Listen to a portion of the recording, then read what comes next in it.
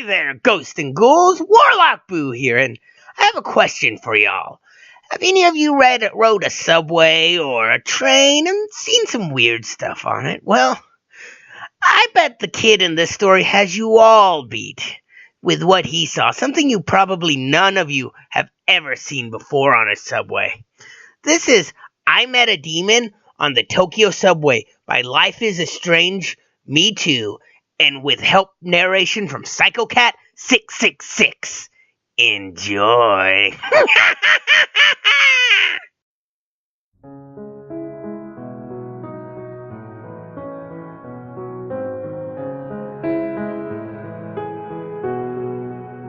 The story is a retelling of something that happened to me when I was 7 years old. As the years gone by, I've grown up. I've realized the story cannot possibly be true. Yet, I can't shake the feeling that it is. It happened in Tokyo, on the subway station. I was standing with my father when I saw the demon, a monstrosity tall and furry creature with leathery black wings and a snout like an anteater. I must have stared at him for close to 10 minutes before he finally spoke in a soft mutter that was clearly intended for his ears only. This human is creeping me out, he said. Almost looks like he's looking right at me. I'm looking right at you, I said. The demon nearly jumped out of his skin. You can see me? He asked. Yeah, can't everybody? Not unless they're in the 5th dimension. Am I in the 5th dimension? I asked.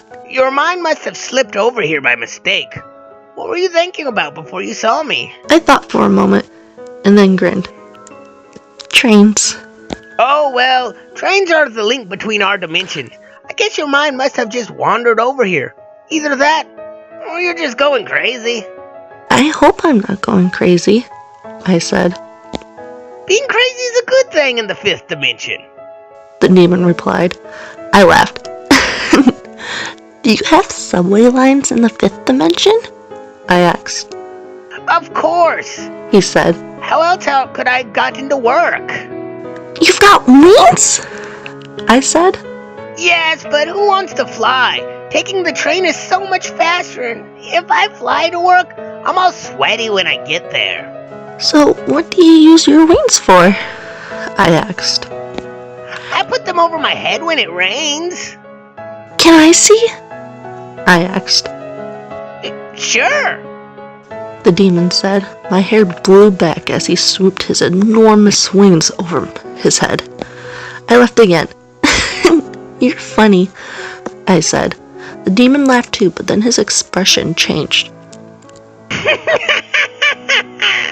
Are you okay? I asked. You seem sad. Yes. The demon replied, not looking at me, but at the same time behind me. Say, would you like to see a magic trick? Okay. The demon reached up and tugged a big rainbow handkerchief out of his snout. He must have pulled about 20 feet before he ran out. That's funny, I laughed. But I stopped when I realized I wasn't holding my dad's hand anymore. I looked around and saw the subway station had disappeared, replaced by flowing green meadows that were full of old trains. I can't see the subway station anymore, I said. That's okay, said the demon. Sometimes it's better to see what isn't there instead of what is.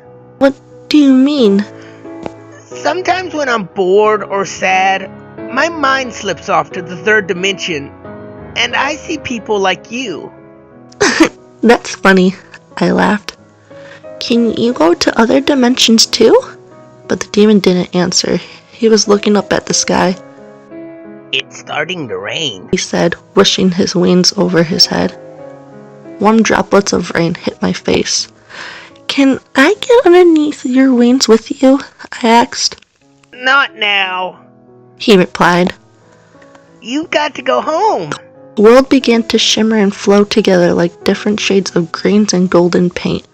Spinning around fast and faster in circles, I started to feel a little sick and closed my eyes. The world stopped spinning, but warm droplets of water still fell on my face. I opened my eyes and saw Mom crying over me, but I didn't see my dad. "Where's Dad?" I asked her. "Did he bring me home?" "Yes, darling," she said, although she didn't look at me when she said it. "He brought you home, and then he had to go away." "Oh," I replied.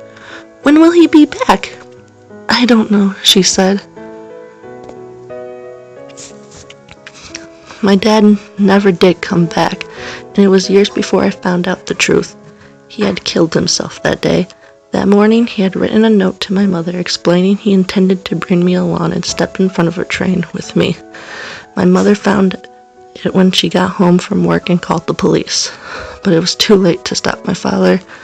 The witness says that just before he jumped, I pulled away from his hand and ran off. Faint right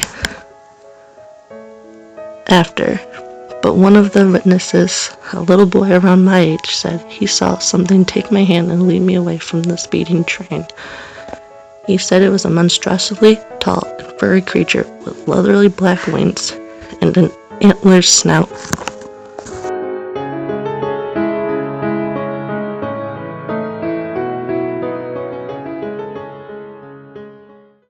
So, my ghoulies, what did you think of that? That was quite an interesting story. It's actually rather of a sad one. But I want us all to give Psycho Cat 666 a round of applause. She did a great job on helping me narrate that.